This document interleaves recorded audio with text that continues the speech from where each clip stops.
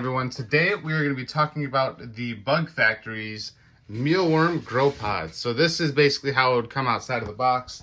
I have the box over here. It does have like instructions on how to use it, but I'm going to be going over in this video a little bit easier kind of guides on using it. It's pretty, not pretty, it's very simple on to use. We have one over here that we're already using. As you guys can see, we have tons in here.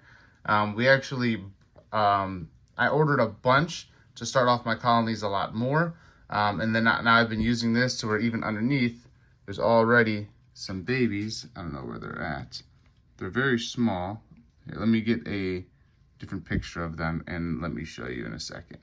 There you go. You guys can actually see some of them moving. So now we already have some eggs and stuff like that within there. And they've only been here for a couple weeks, actually since the 25th, and today I believe is the 9th. So 2.5 weeks or so that we've had the eggs in here. So these guys breed so well in these. We actually enjoy them. We used 8 originally when we first started off. We're slowly edging our way out of it only because of the amount that we're breeding. These are really good for, if I were to just have a colony of like leopard gecko, if I were to just have a colony of these here for like my leopard geckos or some tortoises or like spider slings, more than enough in here for that. But for the amount that we're using, we have a lot coming real soon. So I wanted to go over in this video, the Bug Factory, how to use it, how to set it up, and kind of what you can expect out of it. So opening it up, we have these. We have all 3 lids right here. These lids come with the carbon fiber filter on the inside. Now, I will be honest, mealworms don't smell that much, especially if you're using like wheat bran and a lot of the ingredients that aren't as smelly, like wheat bran, carrots, potatoes, stuff like that. But having a carbon filter is definitely a nice forethought because it just helps take down even more smell. Even though you can barely smell it, it just helps reduce that even more. So we're gonna put the lids back there. There is another 3rd carbon filter in one of these somewhere for that top one. There it is. So what you would get in here is 3 containers with 1 blue tray. This blue tray is this one. That's what you would have the beetles in. They don't climb out. They can't climb smooth surfaces at all, so they would just be in there breeding. But then these holes at the bottom is what the eggs would actually fall through. So, oh, and then you get a little tongs with rubber tips at the end so you don't squeeze them. Very good for grabbing them and not killing them. I don't know, it's not allowing me to see that. Let's see. Will it zoom in? I don't think so. All right, but yeah. Anyways, it won't kill any of the beetles, so that's good. I like that, and it helps with the pupa. And then taking them one by one is really good. I like that. So having these nice rubber tongs definitely helps out a lot. In here, you would put all of the beetles in here in the top. So let's say if you're starting off and you don't have beetles, like in the States, I know you can order them off of eBay. From some companies, you can order them off of eBay. But I don't know about the UK. I know that's where a lot of people use it as well. But if you just order the worms, you can start off with the worms. That's perfectly fine. I recommend starting the worms off in just an empty tray like this. And then you can use, if you guys have it available, you guys can use oats.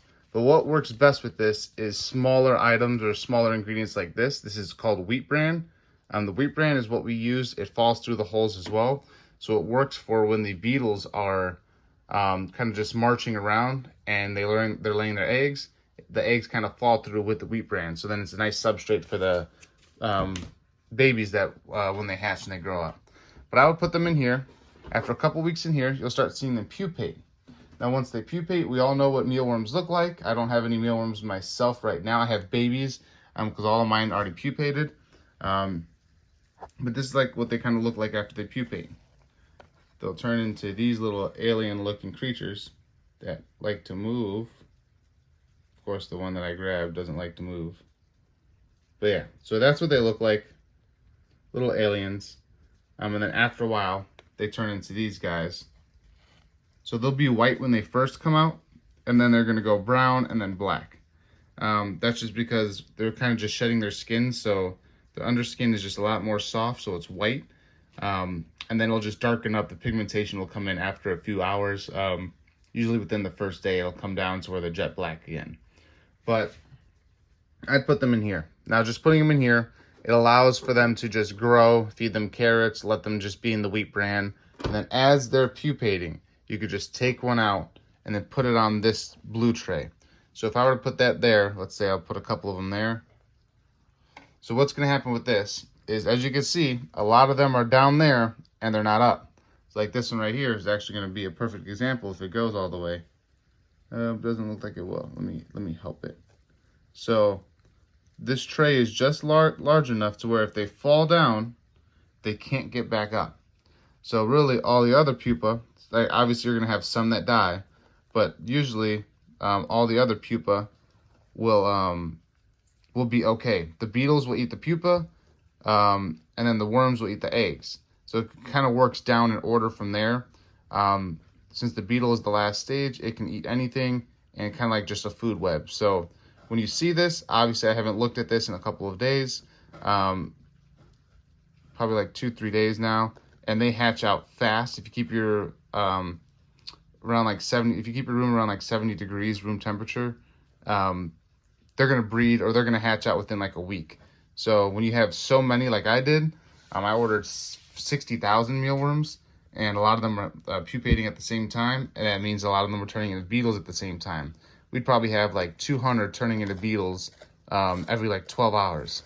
So we had a lot coming. Now all these pupa, they're gonna stay on here, and once they fall down, just like here in a fresh one, once they fall down, they can't get back up. So that works out because you don't want them to come back up to eat them. But once they turn into beetles and they go down here, now they're going to start laying their eggs everywhere. And then over like 2-3 weeks is when you want to change them out. Obviously, you're not going to start off with as many beetles as we have. We have a lot. But I'd still say every 2 to 3 weeks you want to change them out.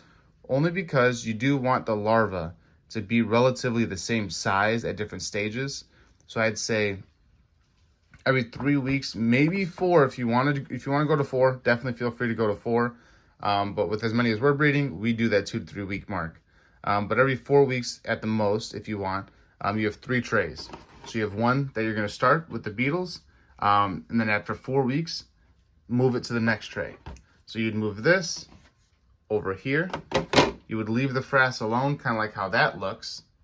You would just leave it in there and just let those worms grow, hatch and then grow. And then a month later, you would take this out and put it in the next tray.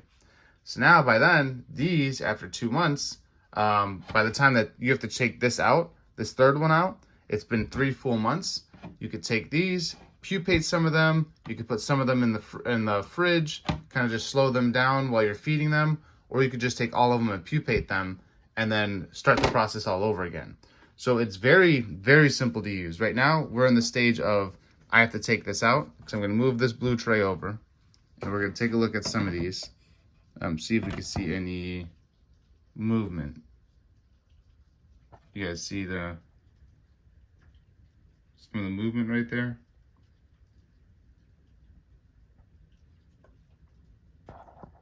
Sorry, I'm trying to look for, so you guys can see, like if we move this a little bit, they are so microscopic. So like when they first hatch out, they are small. You're not gonna see them. You're gonna think they're non-existent. But this is where you gotta give them just a couple of weeks and just grow out from there. Here, let's see if we can find one that we can get on camera.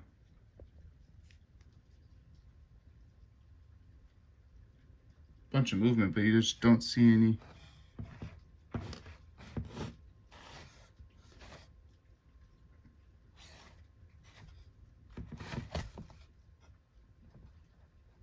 Yeah, don't know. I see all the movement, but they blend so well in with the frass itself that it's just gonna be hard to see them.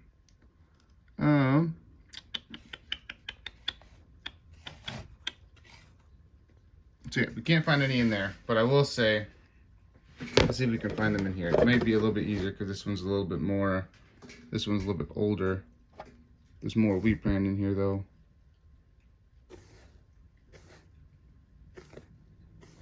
I did just take this one out like a couple days ago, so there's movement right there. You guys see that one?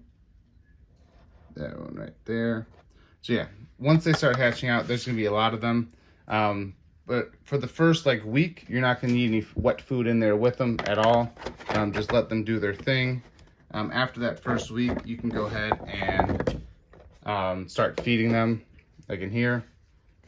These are gonna need a couple more weeks to really start ramping up a lot of the eggs hatching out. But like I'll say, I'll move over to this other one. This other one right here is our superworm one. As you guys can see with our superworms, we have a bunch of babies in there. Now obviously these ones get a little bit bigger, so it's a lot easier to see. But this is like our superworms. I took the beetles out 325. So that's just helping me keep track. Superworms we do a little bit differently. Just because of how many that we're breeding. And I only have a small collection here at my house, but like in here, for my superworms, I have this old rat rack that I had that I just converted into a superworm breeder.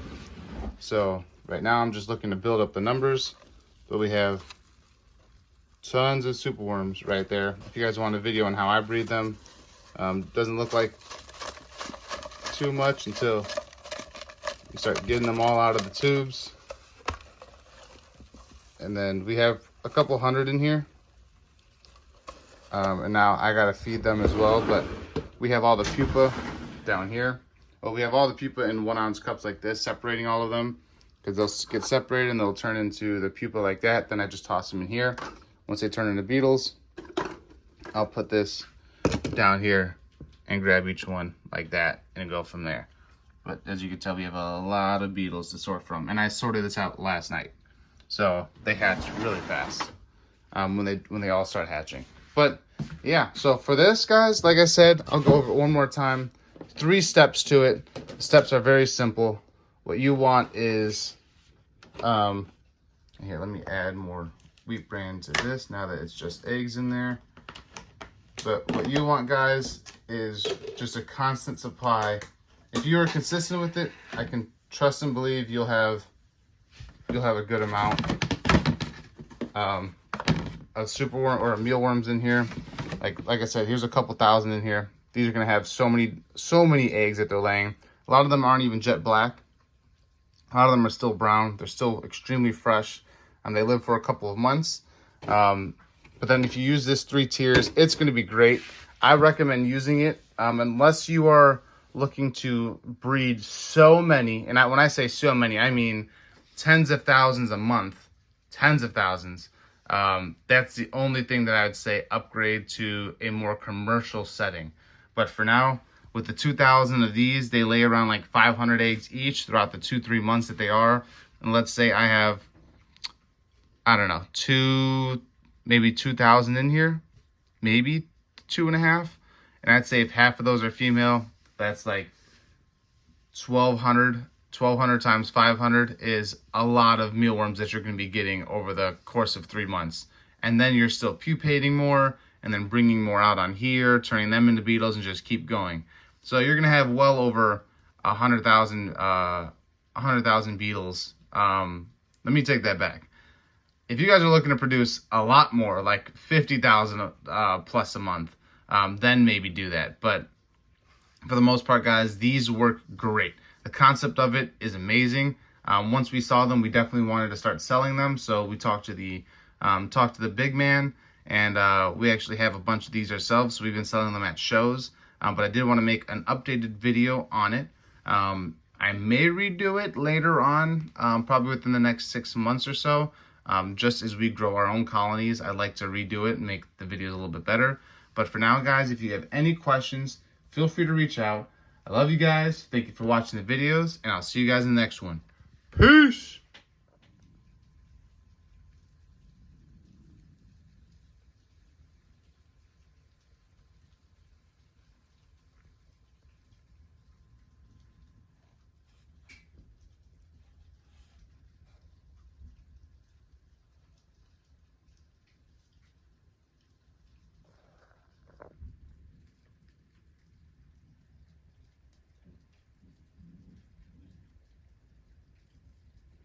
it.